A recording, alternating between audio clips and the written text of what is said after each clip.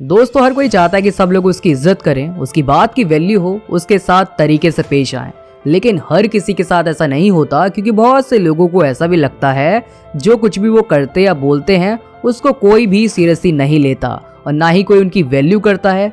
और जिस व्यक्ति की समाज में कोई वैल्यू नहीं होती उसकी कोई इज्जत भी नहीं करता, क्योंकि इज्जत, आदर और सम्मान मांगने से नहीं बल्कि कमाने से मिलता है। तो दोस्तों आज के इस वीडियो लेसन में हम सीखने जा रहे हैं ऐसी 5 टिप्स जिनकी मदद से आप अपनी वैल्यू लोगों के बीच में बढ़ा सकते हैं। और अपनी वैल्यू बढ़ाने के लिए आपको सबसे पहले एक वैल्यूएबल पर्सन बनना बहुत इंपॉर्टेंट है, क्योंकि अगर आप खुद को ही अनइम्पॉर्टेंट और यूजलेस समझेंगे तो भला दूसरा व्यक्ति आपकी कद्र क्यों करेगा।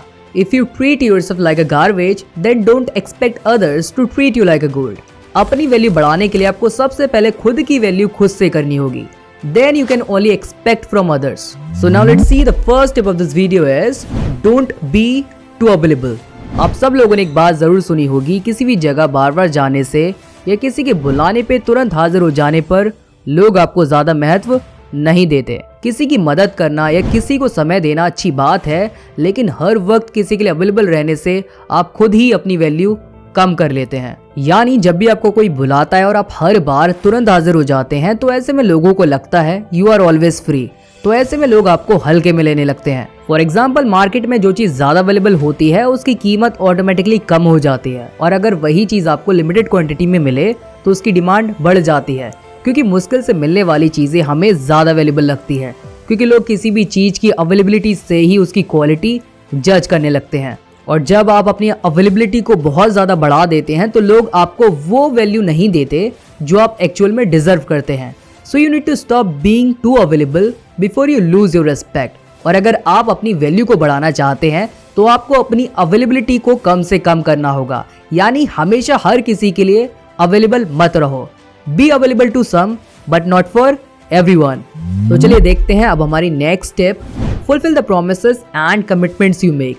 ऐसे बहुत से लोग होते हैं जो कहते कुछ हैं लेकिन करते कुछ हैं। मतलब ऐसे लोगों की बातें तो बहुत बड़ी बड़ी होती हैं, लेकिन उनके एक्शंस उनकी बातों के साथ बिल्कुल भी मैच नहीं करते, और इसी आदत के चलते कोई भी उनकी वैल्यू नहीं करता और ना ही कोई उनकी बातों पर भरोसा करता है। If you make any promise और कमिट टू समवन तो उसे जरूर पूरा करने की कोशिश करें, क्योंकि आपकी कमिटमेंट यानी कि आपकी कही गई हर बात आपकी इंपॉर्टेंस को बताती है।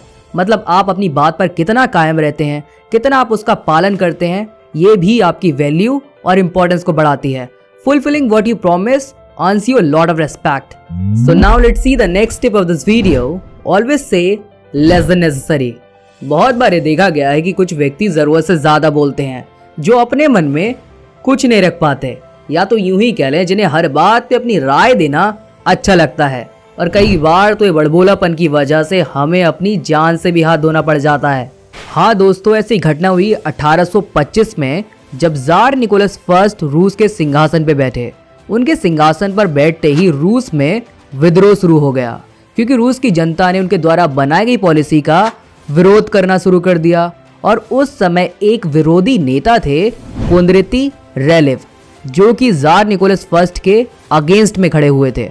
तो दोस्तों इस विद्रोह को खत्म करने के लिए निकोलस फर्स्ट ने उस विद्रोही नेता को मृत्यु दंड का आदेश दे दिया, और जब अगले ही दिन उसे फांसी पर लटकाया गया तो अचानक से उसकी फांसी की रस्सी टूट जाती है। और उस समय ऐसा माना जाता था कि अगर फांसी की रस्सी टूट जाती है तो इसका मतलब है कि ईश्वर नहीं चाहता कि उसे मृत्यु दी जाए। इसका मतलब है कि ईश्वर ने उसे माफ कर दिया, और जो व्यक्ति ऐसी मृत्यु दंड से बच जाता था उसे माफ कर दिया जाता था। लेकिन फांसी की रस्सी टूटते ही कोंद्रेती भीड़ की तरफ भागा और जोर जोर से कहने लगा कि आप लोगों ने देखा कि रूस वालों को तो कोई भी काम ढंग से करना नहीं आता, इन्हें तो एक रस्सी भी बनानी नहीं आती।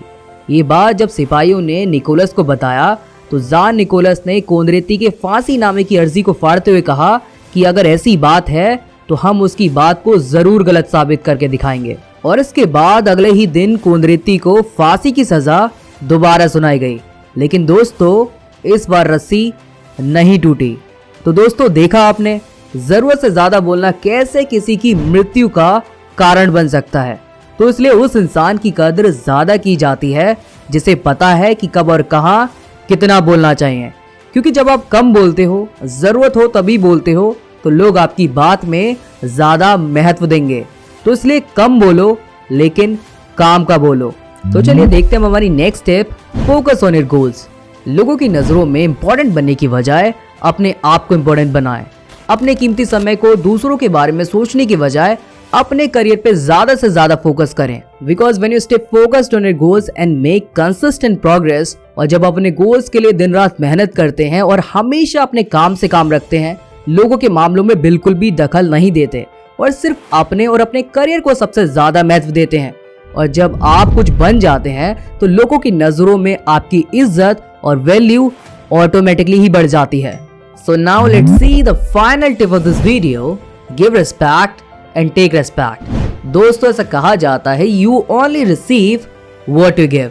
अगर आप चाहते हैं कि लोग आपकी वैल्यू और रिस्पेक्ट करें और कुछ लोगों के बीच में आपकी इज्जत हो, तो सबसे पहले आपको लोगों को भी इज्जत देना सीखना होगा, क्योंकि इज्जत और तारीफ मांगी नहीं बल्कि कमाई जाती है। इसलिए दूसरों के साथ ठीक वैसा ही व्यवहार करें जैसा आप अपने लिए चाहते हैं। Because everyone deserves to be treated with respect. जितना ज्यादा रिस्पेक्ट आप दूसरों को देंगे, उससे कई ज्यादा रिस्पेक्ट लोग आपको भी देंगे, and you will see your behaviour will make a huge difference and people may also admire your respectful attitude. तो दोस्तों, आज के लिए इतना ही। आज के वीडियो लेसन आपको कैसा लगा मुझे कमेंट करके बता सकते हैं। If this video helps you to increase your knowledge, तो आप इस वीडियो को लाइक कर सकते हैं, मेरे चैनल को सब्सक्राइब कर सकते हैं ताकि आपको रेगुलर अपडेट्स मिलती रहें। एंड इस वीडियो को एंड तक देखने के लिए आप सभी का बहुत बहुत धन्यवाद।